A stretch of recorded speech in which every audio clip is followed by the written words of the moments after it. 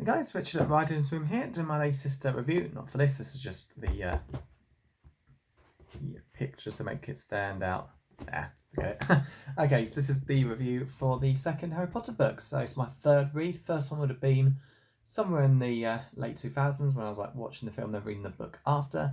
Then 2016, after done with 2015 or beginning 16. When I've done with the Song of Ice and Fire books for the first time, I was rereading these second time. So yeah, this is my third one. So finished Harry Potter 1 again not too long ago. And yeah, with it being extremely quiet at work, I was reading this. So there was a tear through this in like 3 or 4 days. It was great. So yeah, on to it then. So I'll just focus to talk about the book mainly, a bit of the film, but that's it. So spoilers for both. Nothing after, like my Star Wars ones, only up to this point. So yeah, so Year 2 is about to begin at Hogwarts. Harry is living with the Dursleys again, and it's as if he's been forgotten about. Like no one has written to him. You know, he's been like using magic tricks on Dudley, but misery of being alone has lost the appeal.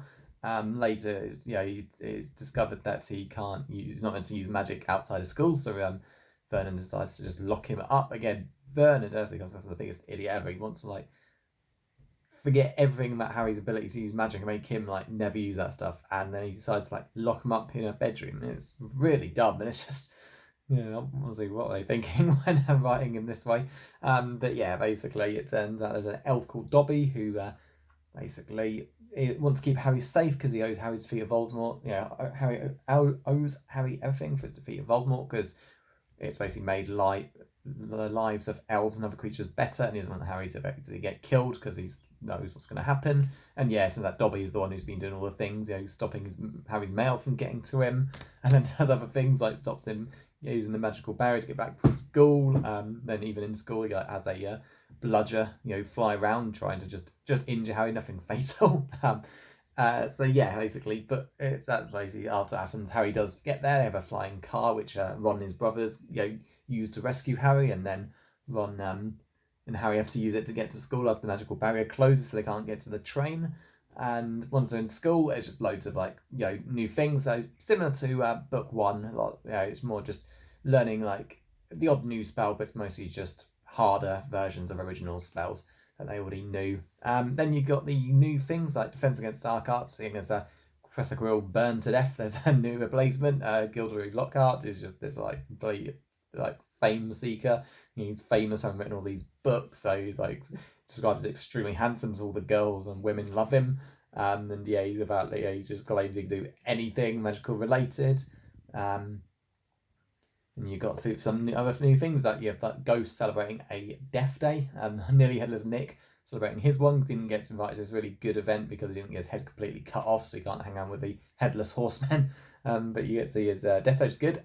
Annoyingly, that was cut from the film, which is a shame because I would like to see what that would have been like. And then yeah, the main plot is this is the cover. This is the original one.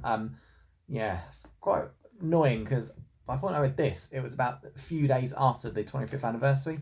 I was really hoping like book one it would get a reprint of the hardback with the original cover of the flying car as well, but yeah, that never happened, which is a shame. So I would have been reading that, but nah, the original, which made a much more exciting cover, but yeah, there's a charm to the original one.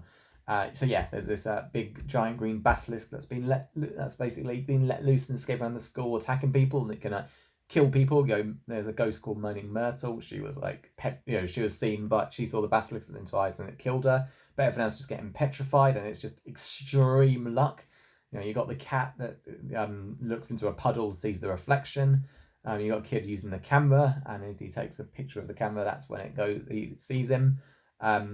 You nearly Headless Nick, the ghost. He looks at it and can't die, but he gets petrified. And then there's a Hufflepuff student who's right behind, basically looking through Nick at the time, so his vision is blurred enough not to kill him. And even Hermione, she's her and another. She's been looking. She's using a spoon to get around a corner. She catches a glimpse of Basilisk, but not enough to kill her. And her and another student both fall into get petrified as well. So so many people who are getting petrified, and it's a complete miracle no one has actually been killed by it. But you just wonder how can this school stay open with all this going on. They do sort of mention that, but it gets stopped before they get too far. So basically Harry's still having a bit of a crisis of those identity.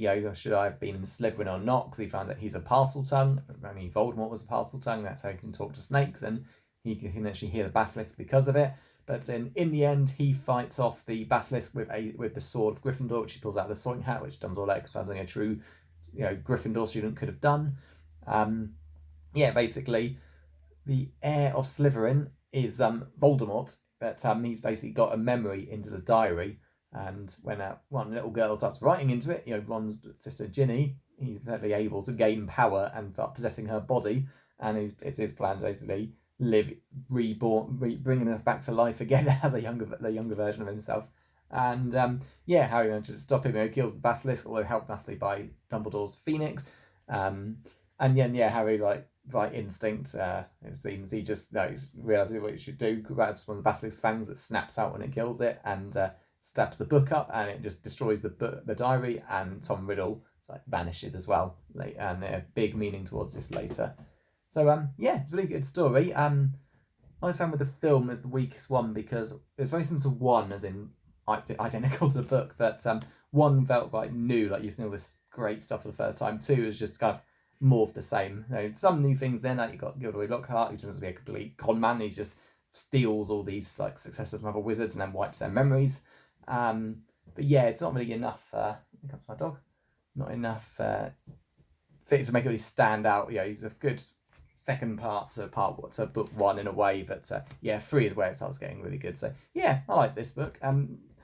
No one put my weakest, the least favorite book, probably 5. There's a lot of great stuff in there, but the size of it is a bit of a big deal. But it's no bad Harry Potter book. It was just, I just think, the weakest film, and probably the second, I don't know, one of the weaker books, let's say that. But so that's it then. So eventually I'll have book 3 up, because then I'm doing a Warhammer book, Master of Mankind, and then following the current pattern of Star Wars, June Person, and then Harry Potter. So probably a while, but I will see them.